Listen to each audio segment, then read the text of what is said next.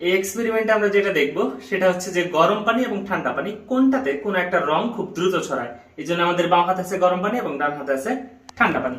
আর রং হিসেবে আমরা আজকে নিচ্ছি নীল। তো আমরা প্রথমে এক কাজ করি, ঠান্ডা পানিতে একটু নীল যোগ করে দিই। 1 2 3, 3 ফোঁটা দিয়ে দিলাম। এখানে 1 2 3। আমরা দেখতে থাকি কোনটাতে রংটা দ্রুত ছড়ায়। এটা কিন্তু গরম পানি আর এটা হচ্ছে ঠান্ডা পানি। আমরা যদি একটু দেখতে থাকি, এতক্ষণে হয়তো পার্থক্যটা ধীরে ধীরে বোঝা যাচ্ছে।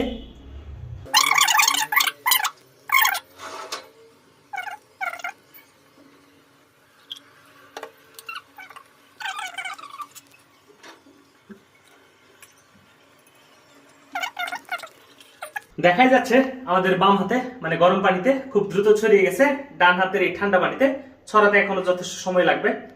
তো এইখানে এই ব্যাপারটা ঘটে মূলত ব্যাপনের জন্য। আমরা জানি যখন সিস্টেমের তাপমাত্রা বেড়ে যায় তখন